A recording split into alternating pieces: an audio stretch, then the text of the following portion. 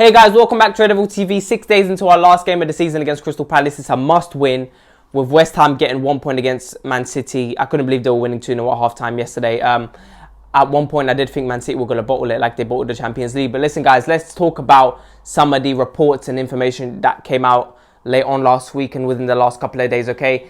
Ten Hag starting his Manchester United career pretty much today. He's won the title with Ajax.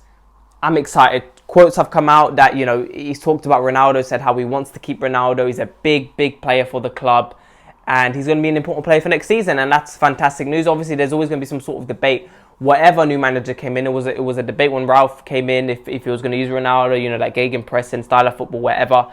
Ronaldo will be used a lot next season. Now, this is the thing. Kits have also come out, the leaked kits for next season, which I actually love the way they look at, especially that away kit, the white one. I love that one. And Ronaldo's in all of them. Look at that. That doesn't really mean anything.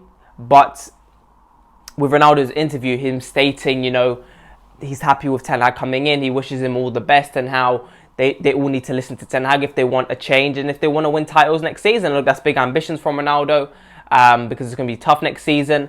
But it shows that probably Ronaldo's going to stay. Now, look, if we happen to bottle the Crystal Palace game, it would not be a doubt in my mind if Ronaldo was to leave, because I'm pretty sure he doesn't want to play no Conference League. And look, even in the Europa League, I don't think Ronaldo's going to play many games in the Europa League. I think he'll play the knockout stages.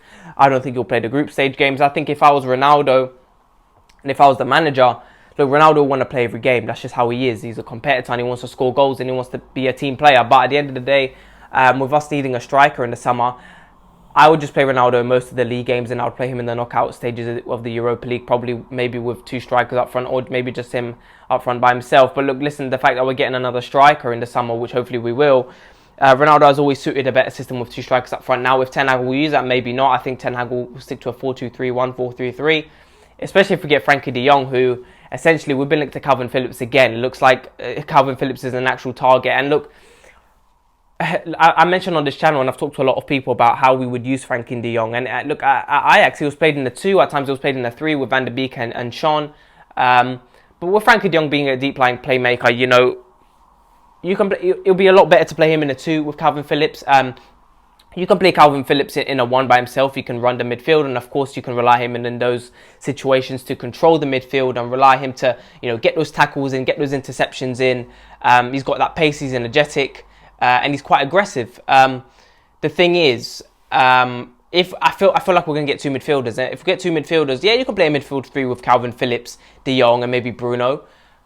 But I think in Ten Hag's system, you might want to play a two in midfield, and in that case, you might put Frankie de Jong and Calvin Phillips, where you got Calvin Phillips, who, yeah, they'll keep switching roles in the midfield. But then, you know, you got Frankie de Jong, who's probably going to be more of a deep lying playmaker, and then you got Calvin Phillips, who probably will stay there, control the midfield, and get the ball forward to the attacking players like De Jong will do. But De Jong will get more involved in the attacking style of it, attacking play of the game as well. So we have to see what happens there. But look, I'm excited for De Jong to come in, if he comes in. We're apparently we're in deep talks with his agents, so that will be an interesting one. Calvin Phillips coming in is interesting one as well. Whether in a midfield 3 or in a midfield 2, I think you got a good balance there of Calvin Phillips and De Jong. So you got the deep lying playmaker of De Jong.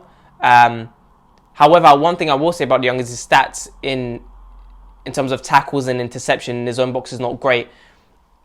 But the thing is, when he was playing at Ajax, he was playing in a team that was always attacking. They would have 60 to 70% possession each game, because they wouldn't really get threatened that much in a game. They were counter-pressing, pressing.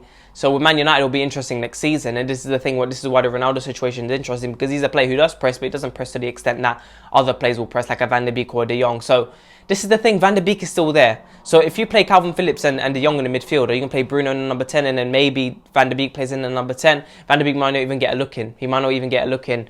So, but he probably will. You know, you got Bruno there in the number 10 role. You need another 10 in the team. Lingard will go, Mata will go. So I think Van der Beek will be used next season. I think there's a lack of balance there if you use De Jong, Van der Beek and Bruno, I think. Look, he might play in midfield 2 with Van der Beek and De Jong if we don't get another midfielder. I mean, he might play Fred and De Jong in the midfield 2. we would have to see what happens. But I think our team, in terms of the way we're trying to get players in, like Calvin Phillips, Ruben Neves, perhaps you would want to play a midfield too, maybe Ruben Neves and De Jong, maybe a Fred and De Jong, maybe a Calvin Phillips and De Jong. But the thing is, I feel like if you've got Calvin Phillips and De Jong, you got a lot better midfield there, because you got, essentially, if you play him in a 3 or in a 2, you got Calvin Phillips, who's mostly a defensive midfielder. You got De Jong, who, yes, you can play in the number 6, but I feel like he's more. Look, you can play him in the 8, but I think he is more. Yeah, he's more of a 6, but he can create well. Whereas Calvin Phillips, I think he's more of a player who stays there in midfield, makes more of those aggressive interceptions, and is more of the physical player, more energetic player to stop any counter attacks and, you know, danger from the opposition attack. So that's going to be interesting. So guys, I'm really excited. You know, this situation with Rashford wanting to sit down with Ten Hag to get guaranteed football next season is ridiculous. Like, to Ten Hag coming in, right, a new manager, it was the same with Ralph. I don't want to hear about it. These players need to prove themselves on the pitch, and if Rashford thinks that he's going to start from every single game next season, he's incredibly mistaken, because none of these players are guaranteed game time. None of them. From Ronaldo to Bruno to Varane to Luke Shaw to Delo to Fred, all of these men are not guaranteed game time. If you're not showing yourself on the pitch, you're not going to be played. And with Rashford this season, he's been poor. Next season, again, I've said it in the last couple of videos, I think Rashford's going to have a tough time under Ten Hag. Yes, Ten Hag probably believes he can, you know, progress Rashford into being the player that he was, or even better, from 2 seasons ago or a season ago. But it's going to be difficult. I don't think he's the player for that. I honestly think Rashford is more of a counter-attacking player in a system where you can play long balls, you can do all of that, and he's going to use his pace and get a shot off. I don't think he's that player who's the best in possession of the ball. Yes, we've seen him dribble very well. We've seen him go past players. But in possession, when you're trying to break down a team, I don't think the Rashford is a player for that. I think Sancho is a player for that. I think Ronaldo can be the player for that once you get him the service. And he's obviously better on the ball.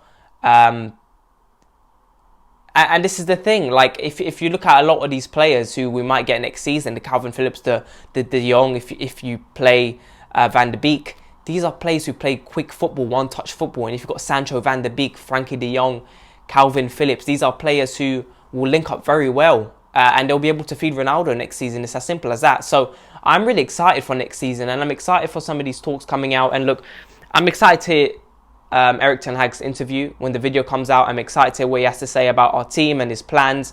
And look, interviews don't really mean anything. Ralf Rangnick, everyone was excited about Ralf Rangnick with his first press conference. You know, you could see the way his attitude started to change throughout the season. It's going to be interesting to see if Ralf stays. But for me, it's just interesting to see if Frankie de Jong comes in and we somehow manage to get Calvin Phillips. It's going to be a heavy budget. I think Frankie de Jong, we're not going to get less than 70 mil for him.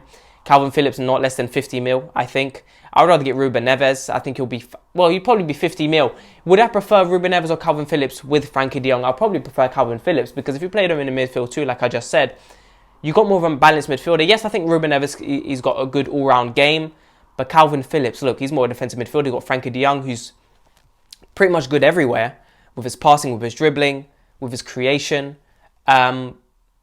I mean, I wouldn't mind Ruben Neves either, but I think we need to be patient and see who else we're linked to. In terms of the striker options, Nunez is a constant link. Apparently, we're the front runners. We've been the front runners for the last 2 weeks. But that's going to be a heavy deal. What, 70 mil for him, 70 mil for De Jong? That's already, what, more than half of our budget for the summer. We need to see what happens. But guys, let me know what you think about this. Please make sure to like and subscribe, and I'll talk to you guys later.